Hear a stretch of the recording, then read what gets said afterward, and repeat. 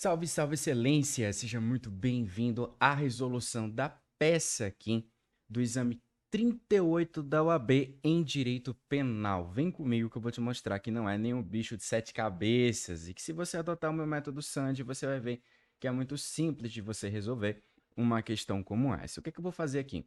Primeiro a gente vai dar uma olhada no enunciado, uma coisa rápida, porque você que está se preparando para fazer a segunda fase da OAB, você precisa dominar o enunciado em pelo menos 40 minutos, então a gente vai fazer uma lida rápida. Depois a gente vai identificar os principais elementos ali do enunciado, para depois disso a gente fazer o esquema e discutir as teses aqui. Então esse vai ser o nosso passo a passo. O que a gente tem que observar aqui, tá? Essa foi a prova que foi aplicada ontem, no dia 10 de setembro de 2023. Nós estamos aqui com o padrão de resposta preliminar da própria FGV, excelência. E a gente tem o nosso enunciado aqui. Podemos observar que é um enunciado relativamente curto, tá? Vamos fazer uma lida por cima, como a gente faria se estivesse realizando a prova. Diz o seguinte, ó. Marieta, funcionária pública. Isso aqui já nos aponta um dado.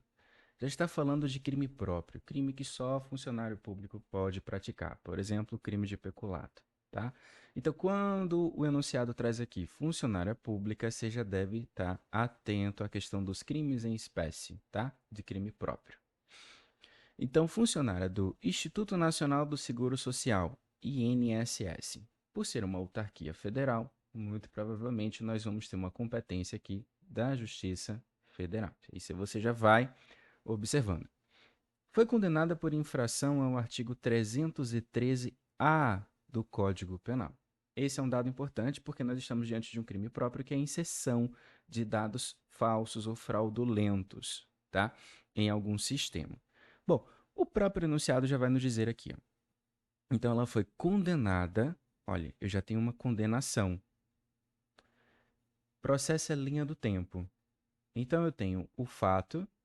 Eu vou ter, deixa eu só ver se minha câmera está enquadrada aqui. Olha, eu vou ter o fato. Depois do fato, eu tenho a ação penal, né? Eu tenho uma investigação, que é o inquérito policial, eu tenho uma ação penal. Eu vou ter a resposta à acusação, vou ter a audiência de instrução e julgamento, para depois eu ter a sentença. Então, se eu estou falando de condenação, excelência, significa que já teve processo, né? Então, você já vai eliminando algumas hipóteses ali de peças do início do procedimento. Então já disse que foi condenada logo de cara aqui pra gente. Deixa eu deixar aqui um pouquinho mais para baixo. E ela foi condenada a uma pena de 2 anos de reclusão. 2 anos de reclusão e 10 dias multa em regime aberto. Depois substituída por duas penas restritivas de direitos. Porque se a pena privativa de liberdade é maior do que 1 ano, substitui-se por duas penas restritivas de direitos, em vez de uma só, tá? Porque no dia 10 de 10 de 2017, inseriu nos sistemas informatizados do INSS informações fraudulentas, consistentes em vínculos empregatícios falsos, o que ensejou a concessão do benefício previdenciário indevido em favor de Joana, com prejuízo ao erário no valor de R$ 75.000. Então, o funcionário do INSS chegou para algum beneficiário do INSS que queria se aposentar e colocou ali um vínculo empregatício falso para a pessoa se aposentar como se tivesse aquele vínculo empregatício. Isso é um crime, tá? Então, eu tenho aqui o crime 1. Esse aqui é o crime 1. Essa parte do enunciado é uma parte de contexto, de contextualização. Quando você está fazendo a segunda fase da OAB em Direito Penal, na qualidade de advogado, você aponta os erros do processo. Os erros do processo são basicamente coisas erradas, são as nulidades que são praticadas pelo juiz. É basicamente isso. Quando o juiz faz algo de errado, você tem uma nulidade. E essa nulidade você argue na sua peça processual. É basicamente isso, tá? Então aqui eu tenho o dado de contextualização. Aqui eu não tenho nenhum ato que foi praticado por funcionário público, jurisdicional, por exemplo, delegado, Ministério Público, juiz, que eu possa apontar como tese. Então isso aqui é contexto, não é algo que eu vá colocar na minha peça processual, tá? Você vai ver mais adiante como isso aqui é importante. Aí tem aqui, ó, Marieta, que é a mesma pessoa, também foi condenada em idêntica pena. Isso é um dado interessante, idêntica pena. em outro processo pela mesma infração. Porque no dia 15/9 de 2017, valendo-se do mesmo modus operandi, concedeu benefício previdenciário indevido em favor de Luísa, gerando prejuízo ao erário no montante de R$ 81 mil. Ainda, Marieta foi condenada em um terceiro processo. Então, eu tenho aqui o crime 2, tá? E está falando de processos diferentes. Ó. Outro processo. Em um terceiro processo. Então, eu tenho 3 processos aqui, na mesma infração, consoante mesmo modus operandi, e com a aplicação da mesma pena de 2 anos de reclusão e 10 dias multa, por inserir dados falsos no sistema informatizado e assim conceder o benefício previdenciário fraudulento em favor de Anastácia, com prejuízo ao erário de R$ 120 mil. Fato ocorrido no dia 3/11 de 2017. Então, eu tenho um terceiro crime aqui. Isso aqui só são dados do enunciado, tá? Eu tenho 3 crimes aqui, com o mesmo lugar, mesmo tempo e mesmo modus operandi. Eu tenho todas as características aqui de um crime continuado. Mas vamos mais adiante. As referidas condenações transitaram em julgado. Meu querido, minha querida, quando você observa aqui que as condenações transitaram em julgado, eu não tenho mais o que fazer num processo.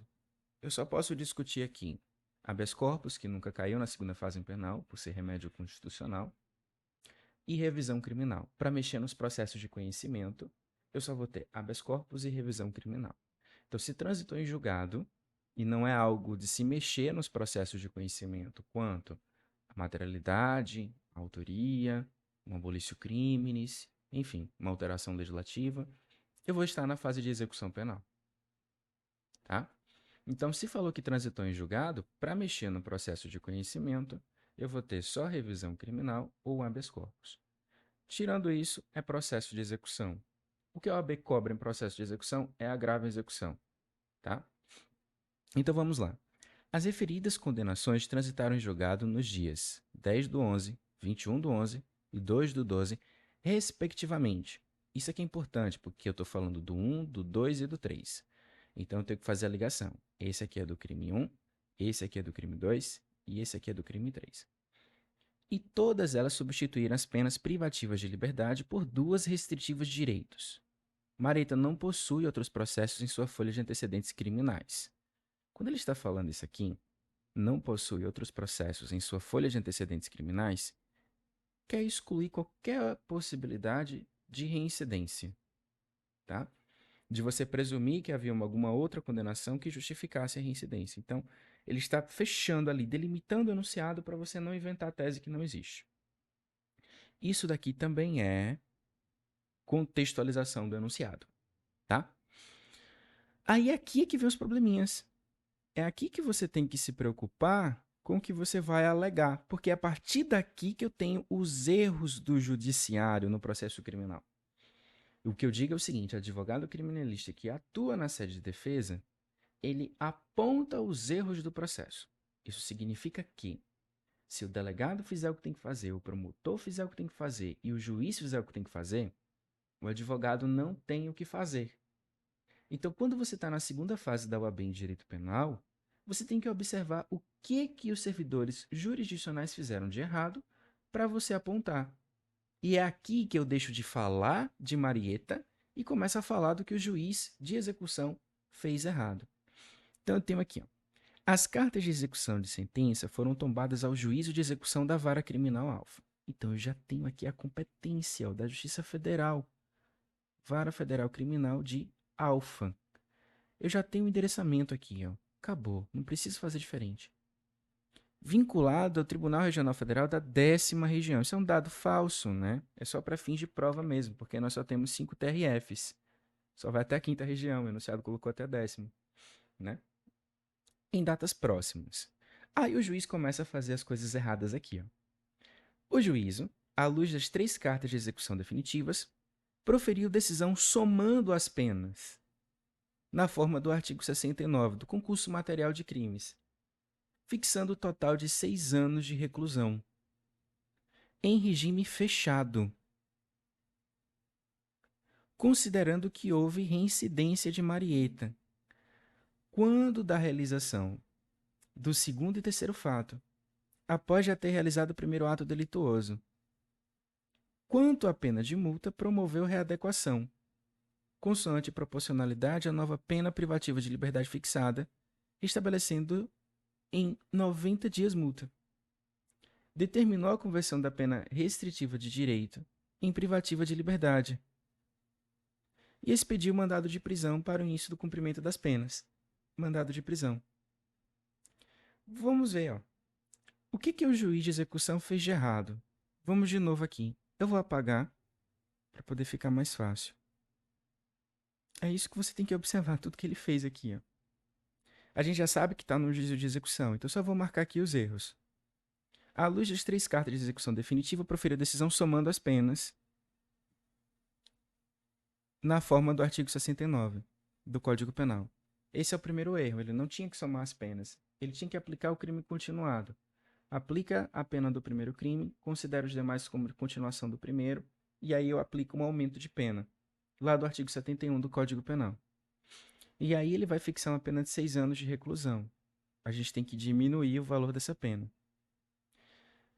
Então, se eu somo as penas, né, cada crime tem uma pena de 2 anos, né, que foi o mínimo ali que foi aplicado, então vezes 3, 6 anos de reclusão. E aí aplicou o regime fechado. Então a gente tem que questionar a questão do regime inicial de cumprimento de pena. Já são 3 coisas que a gente precisa questionar. Considerando que houve reincidência, a gente vai verificar se houve reincidência mesmo ou não. É uma outra coisa para questionar. Já ter realizado o primeiro ato delituoso. Com relação à pena de multa, promoveu readequação, constante proporcionalidade à nova pena privativa de liberdade fixada, estabelecendo-se em 90 dias multa. Cada condenação que transitou em julgado estabeleceu 10 dias multa. Então dá um total de 30. Quando ele coloca 90, ele descumpre o preceito do trânsito em julgado da sentença penal condenatória. Lembra que transitou em julgado aqui? Então, se transitou em julgado, ele não pode piorar a situação do condenado. Há um descumprimento aqui, há um desrespeito ao trânsito em julgado do processo de conhecimento. Determinou a convenção das penas restritivas de direito em privativas de liberdade. O próprio juiz da condenação converteu a pena privativa de liberdade em restritiva de direito. Aí o juiz de execução foi e fez o contrário, quando na verdade não deveria fazer. Então já é um outro ponto que temos que questionar aqui. Como ele transformou a pena restritiva de direitos em privativa de liberdade e aplicou uma pena de 6 anos de reclusão, determinando o regime inicial fechado, ele expediu o mandado de prisão. Então o que você vai ter que fazer? Você vai pedir um contramando ou contramandado de prisão. Então eu vou ter que alegar 1, 2, 3, 4, 5, 6, 7 coisinhas aqui na nossa peça. Tudo que o juiz fez de errado. A intimação ocorreu no dia 25/8 de 2023, sexta-feira. O mandado de prisão foi expedido na mesma data, pendente de cumprimento. Ou seja, Marieta, você não vai dizer que Marieta está foragida. Marieta está na iminência de ser presa. Isso é importante, por quê? Porque se não for expedido o mandado de prisão, há de se pedir um salvo-conduto. Se for expedido o mandado de prisão e ela foi presa, você pede uma revogação da prisão. Mas se for expedido um mandado de prisão e ela não foi presa ainda, o meu pedido é um contramando ou contramandado de prisão. É basicamente isso. Ficou um pouco mais demorado aqui do que o necessário, por quê? Porque eu estou fazendo uma leitura explicativa. Mas isso daqui você tem que identificar o quanto antes para poder resolver a sua peça. Bom, esses parágrafos aqui que eu marquei de laranja são os parágrafos de contexto. Isso é muito importante. Por quê? No meu método Sand, você tem que entender que processo é linha do tempo. Então, tudo que aparece no enunciado, você tem que usar a sua folha de rascunho para traçar linhas do tempo. Então, eu tenho crime 1, crime 2 e crime 3. Vamos lá. O que a gente vai fazer aqui? Eu vou colocar aqui o texto. Na verdade, eu vou fazer toda a mão, que é como você faria. Fica melhor assim, tá? Então, em todos os casos, como é que é uma peça de execução? Em todos os casos, teve uma pena tá? De 2 anos, mais 10 dias multa, tá? Então, isso aqui se repetiu por 3 vezes. Então, vezes 3, tá? Em todos os casos. Aí vamos para o fato 1. No fato 1, vou traçar aqui a linha do tempo. Deixa eu pegar aqui.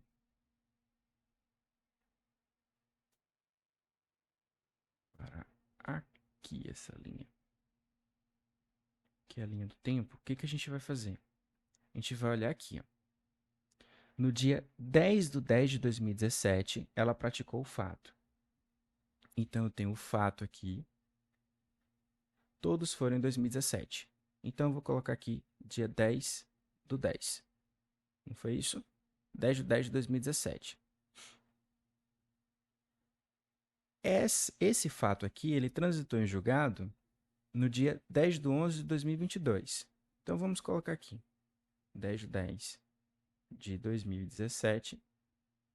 E transitou em julgado no dia 10 de 11 de 2022. Fato. E aqui a gente vai colocar o trânsito em julgado. Tá? Agora, o que a gente vai fazer? A gente vai para o fato 2. Fato 2. E vamos copiar aqui a nossa linha do tempo, que é o que você vai desenhar ali, a linha do tempo. O fato 2 foi no dia 15 de 9 de 2017. 15 de 9. Então, esse daqui já foi um pouquinho mais para frente. Já foi um pouquinho mais para frente. E esse daqui foi no dia 15 de 9 de 2017. Trânsito em julgado no dia 21 de 11. Então já foi depois. 21 de 11 de 2022. E aí a gente vai para o terceiro fato. Terceiro fato. Deixa eu já deixar aqui para poder ter certeza de que vai aparecer aqui independentemente da câmera. Deixa eu deletar aqui. Pronto, vamos para o terceiro fato. O terceiro fato foi dia 2 de dezembro. Aqui não. A data do fato foi dia 3 de 11 de 2017. 3 de 11. Então já foi depois de todo mundo. Foi no dia 3 de 11 de 2017. E transitou em julgado no dia 2 do 12. No dia 2 do 12 de 2022. Repare bem. Todos os fatos aqui, vou circular de outra cor, todos os fatos aqui foram praticados antes do trânsito em julgado de qualquer condenação. Então, em nenhuma das vezes ela era considerada reincidente. Ela poderia ser considerada residente. Ó, o primeiro fato foi esse aqui do processo 2, que foi dia 15 do 9. Ela seria considerada reincidente se esse fato aqui tivesse sido praticado aqui, depois do trânsito em julgado. Ou se esse fato tivesse sido praticado aqui, depois do trânsito em julgado. Ou se esse fato tivesse sido praticado aqui, depois do trânsito em julgado, enfim. A pessoa só é reincidente se ela praticar o fato depois do trânsito em julgado de fato anterior. Então, ela não é considerada reincidente. Isso daqui a gente já sabe. Todos esses 3 processos aqui são processos de conhecimento. Quando a gente está falando de processo penal, eu só tenho 2 tipos de processo: processo de conhecimento ou processo de execução. Os processos de conhecimento, eles podem ocorrer em várias distintas, mas o processo de execução não. O processo de execução é sempre um só. Imagina o seguinte: imagine que a gente esteja falando de estelionatário, que ele praticou golpes em estados diferentes.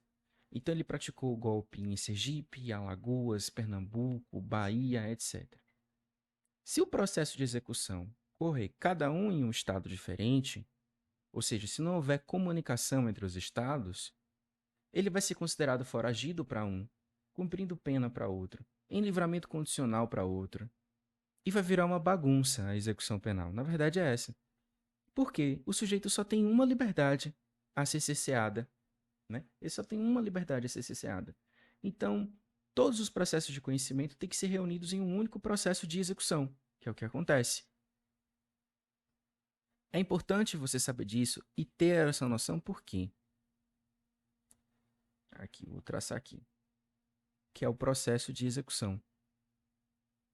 Por que é importante? Porque você vai entender que quem é que vai somar as penas dos processos distintos ou transformá-las em crime continuado vai ser o juiz de execução.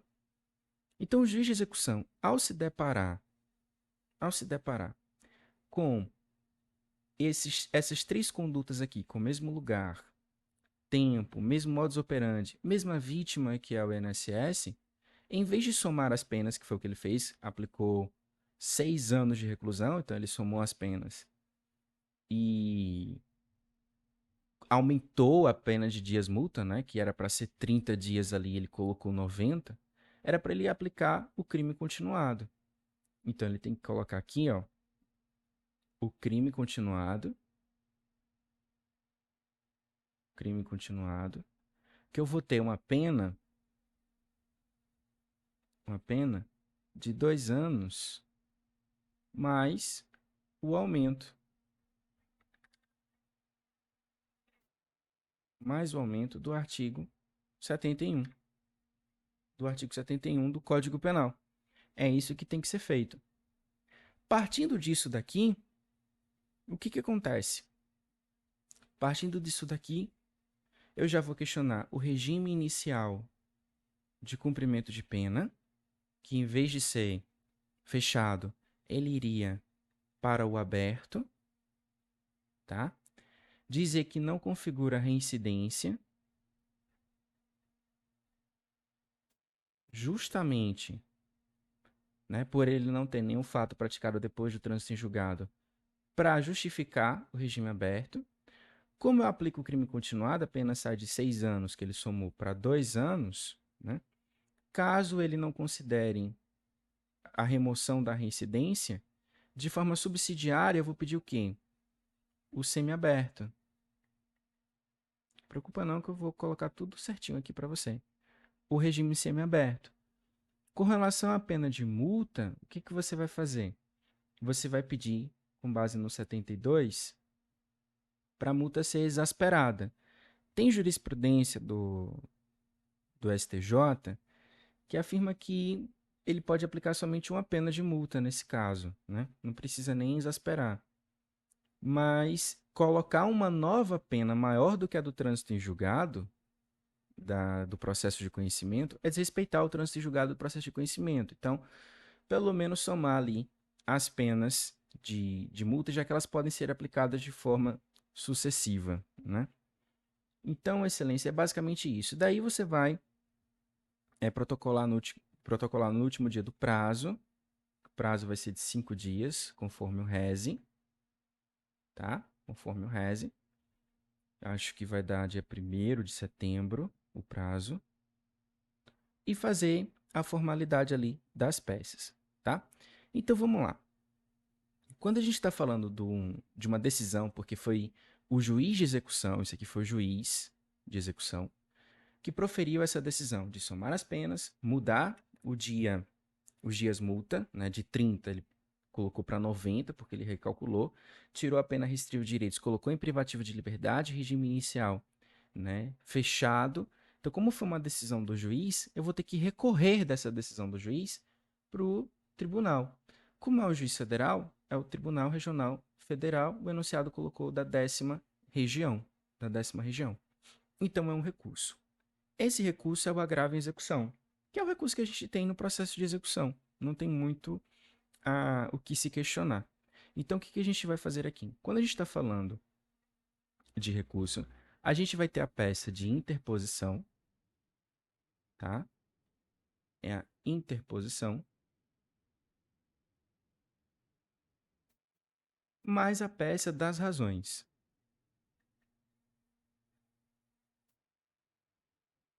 Mais a peça das razões. Então, a gente está diante desse crime aqui, do 313-A. Eu já deixei separado aqui, ó. Inserir ou facilitar o funcionário autorizado a inserção de dados falsos, alterar ou excluir indevidamente os dados corretos nos sistemas informatizados ou banco de dados da administração pública com o fim de obter vantagem indevida para si ou para outro. Então, não tem nenhuma tese de desclassificação. Isso seria somente no processo de conhecimento. Eu tenho uma pena de reclusão de 2 a 12 anos, tá? Então, pela pena máxima, eu tô com um crime, né, de gravidade máxima, de grave potencial ofensivo, e uma pena mínima de 2 anos, que foi o que ela pegou nas 3 condenações, tá? E o fundamento legal para o agravo e execução é o 197 da LEP, Lei de Execução Penal. Então, a gente vai interpor aqui. O prazo é de 5 dias, tá? Então, o que que você vai fazer? Você vai endereçar para o Juízo Federal de Alfa, tá? O Juízo Federal de Alfa. Você vai fundamentar o agravo e execução no artigo 197 da LEP. O prazo é de 5 dias pela súmula 700 do STF, tá? Então, súmula 700 do STF, para você colocar lá no dia 1º de setembro, hein? O ano foi 2012, né? Deixa eu só verificar isso aqui. Não, 2023. Então vai ser de 2023. De 2023. Como a gente está falando de um recurso que ele é espelhado no RESE, tá? Você vai pedir efeito regressivo. Efeito regressivo, que é o juízo de retratação, porque ele é espelhado no RESE, com base lá no 589 do Código de Processo Penal. Essa é a sua peça de interposição. Na peça das razões, você vai endereçar para o TRF da 10ª região. A primeira coisa que você vai arguir é a do crime continuado, tá? Eu trouxe aqui o artigo do crime continuado, artigo 71 do Código Penal. Diz assim, ó: quando o agente, mediante mais de uma ação ou omissão, pratica 2 ou mais crimes da mesma espécie, e pelas condições de tempo, lugar, maneira de execução e outras semelhanças, deve as subsequentes ser havidas como continuação do primeiro, aplicando-se-lhe a pena de um só dos crimes idênticas ou a mais graves, se diversas. Todas as penas foram iguais. O examinador teve esse cuidado, né, para você não se atrapalhar. E, em qualquer caso, aumentada de 1/6 a 2/3. Então, o que você vai pedir aqui é uma pena de 2 anos com um aumento de 1/6 a 2/3. Não é você que diz qual é o aumento, não. É você que tem que pedir ao tribunal para que aplique um aumento de 1/6 a 2/3. Mas tem um detalhe. Você vai pedir esse aumento aqui proporcional à conduta. Essa é uma expressão-chave, tá? Proporcional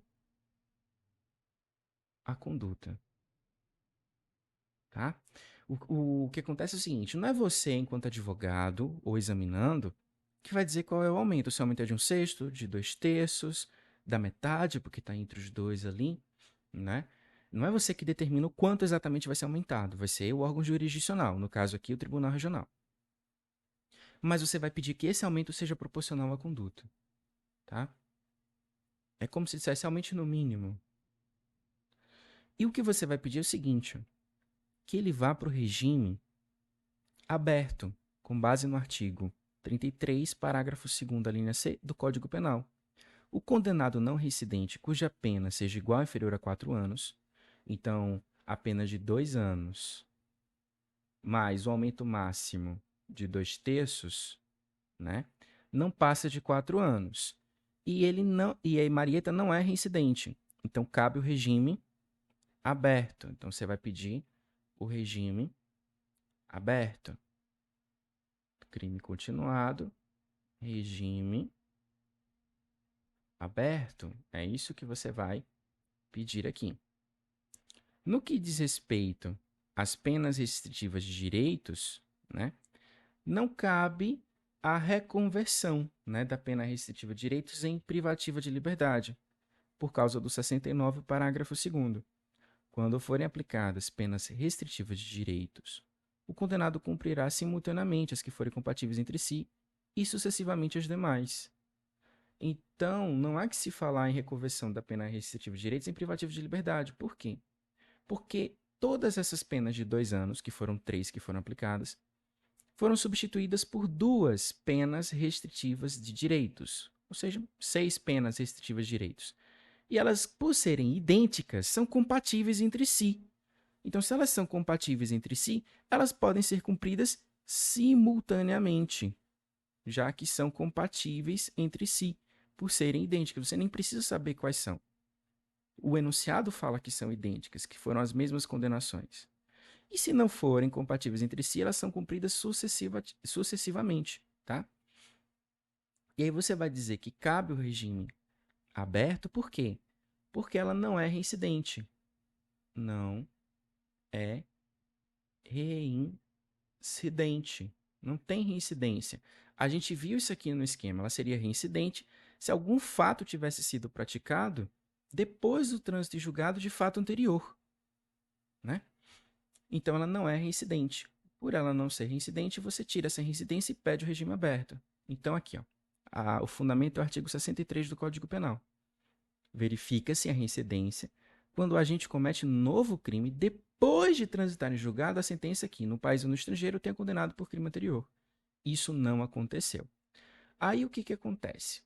Como é o método Sandi, excelência? Isso aqui é muito importante. O método Sandi, eu uso esse termo, né? Aqui. Porque em penal a gente só discute essas 5 teses, não tem para onde ir. Aqui são as teses subsidiárias, aqui são as teses absolutórias, aqui são as teses de nulidades, aqui são as teses de dosimetria e aqui são as teses de execução penal. Tá? A gente está diante de uma peça de execução penal. Então, o que está caindo aqui para a gente? Execução penal. E a gente está também observando tese de dosimetria. Reincidência, regime inicial de cumprimento de pena, SUSIS, livramento condicional, enfim, substituição da pena privativa de liberdade por restritiva de direitos, isso tudo é dosimetria. Se não for isso, vai ser nulidade. Nulidade é tudo aquilo que fere princípio e procedimento. Tese absolutória é tudo aquilo que exclui o crime, tá? E nós temos as subsidiárias que a gente quando tem um pedido principal, se o juiz não concordar com aquele pedido principal, a gente alega uma subsidiária, tá? Bom, nessa subsidiária pode ser uma tese de desclassificação também, tá? Uma tese de desclassificação. Então, o que que acontece? A gente tem um pedido subsidiário para fazer. Digamos que o Tribunal Regional Federal entenda que ela é sim reincidente. Então, mesmo, né, que entenda que ela seja reincidente, pelo fato de apenas ser de 2 anos, ela não começaria o cumprimento no regime fechado. Então, há de se fazer um pedido subsidiário para quê? Caso, né, caso seja reincidente, até vou colocar aqui em azul, né, se reincidente, que se aplique o semiaberto. Que se aplique o semiaberto. Se reincidente, que se aplique o semiaberto. Porque mesmo que se considere ela reincidente, não caberia o regime fechado. Esse é um pedido subsidiário muito importante que você não pode deixar de colocar. Ah, professor, não vou estar me contradizendo na minha peça? Não. Na minha comunidade eu te ensino, né, como é que você vai fazer esse pedido. Você coloca um parágrafo assim, ó. Na remota hipótese de vossas excelências entenderem pela aplicação da reincidência que se atribua o regime inicial de cumprimento de pena semiaberto, tendo em vista que mesmo assim não caberia o regime fechado. Ó, facinho, né, de você colocar. Então, o que você vai fazer? Você vai fundamentar isso aqui no 33, parágrafo 2º, a linha B. O condenado não reincidente, cuja pena seja superior a 4 anos e não exceda 8. A pena é menor do que 4 anos. Então, poderá começar a cumprir no semiaberto, tá? Aí você vai questionar as penas de multa. Que as penas de multa elas deveriam ser somadas. Foram 10 dias multa em cada uma das 3 condenações, né? Então, falar sobre as penas de multa que não podem ser de 90 dias multa, porque senão o juiz de execução ele está desrespeitando o trânsito julgado da sentença condenatória do processo de conhecimento. Ele está criando, aplicando uma nova pena, né? E aqui a gente tem um fundamento no artigo 72 do Código Penal. No concurso de crimes, seja formal, material, crime continuado, as penas de multa são aplicadas distinta e integralmente, tá? Muito embora haja jurisprudência do STJ afirmando que poderia exasperar. Eu aplico uma pena de multa só das 3 e aumento essa pena de multa, tá? De forma proporcional à pena privativa de liberdade. É como se eu tivesse a pena de multa de 10 dias, mais um aumento de 1/6 a 2/3, né? Que é a do crime continuado. Então, seria basicamente isso. Ou, né, aplicar de forma distinta integralmente, então 10 dias mais 10 mais 10 daria 30, jamais 90. O que importa é você falar que não daria 90 dias multa. Ponto. Depois disso, o que é que você vai fazer? Você vai pedir o contramando de prisão. Contramando de prisão, para que ela não seja presa, né, já que ele decretou o regime fechado, o recebimento e o prosseguimento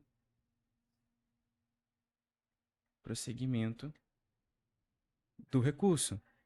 E aí você vai datar do último dia, que vai 5 dias, e aí o enunciado pede para você não considerar nenhuma sexta e nenhuma segunda como dia não útil, tá? E lembrando que no processo penal os prazos são contados em dias corridos, e depois você vai colocar a assinatura, OAB, local, né? E a data. Então, sem nenhum tipo de identificação. A única coisa que você vai colocar é a data, que é o último dia do prazo. O resto é assinatura, OAB e local.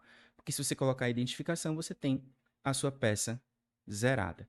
Repare que aqui, deixa eu até colocar, nós tivemos basicamente tese de dosimetria e tese subsidiária. Qual é o dado interessante aqui para você entender por que o método SAND funciona para você?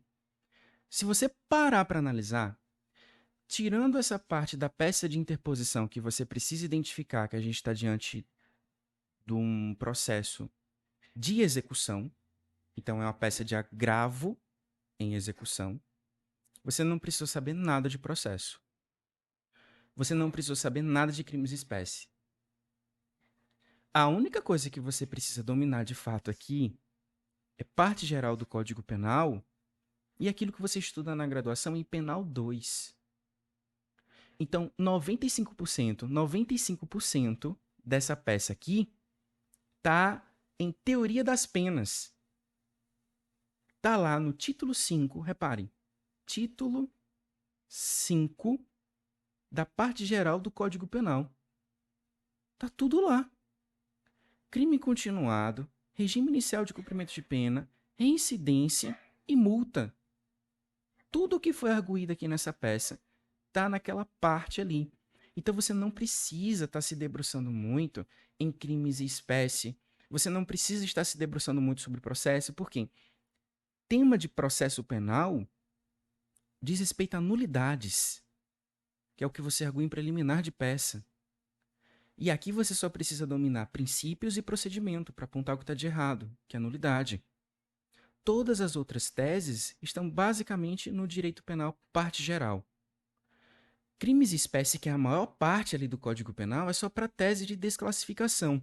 Se você tiver lá o seu vadimeco físico, toda vez que você abrir um crime, você vai ver lá embaixo que tem lá, vide outros artigos, que são os outros artigos que podem gerar tese de desclassificação. Isso significa que o grosso mesmo da segunda fase em direito penal é parte geral do Código Penal. Se eu não tiver tese absolutória, que é aquilo que exclui o crime, eu vou do título 5 em diante. Percebe? Então, quando você estuda as teses como um grosso para você passar na segunda fase, você vê que esse meu método ele é extremamente eficaz. Porque aquilo que é realmente importante é o grosso da segunda fase da UAB na sua peça processual. Quando você se dá conta que foi basicamente um assunto só que foi cobrado ali, que é o assunto mais cobrado estatisticamente na prova, você percebe que a gente segue ali um padrão na segunda fase, que é o que é importante para você estudar, tá? Esse vídeo vai ficar liberado no YouTube, então você que estiver assistindo pelo YouTube pode deixar seus comentários, mas eu vou deixar esse vídeo também na minha comunidade do Discord para poder a gente questionar e tirar todas as dúvidas dos alunos também, tá bom, Excelência?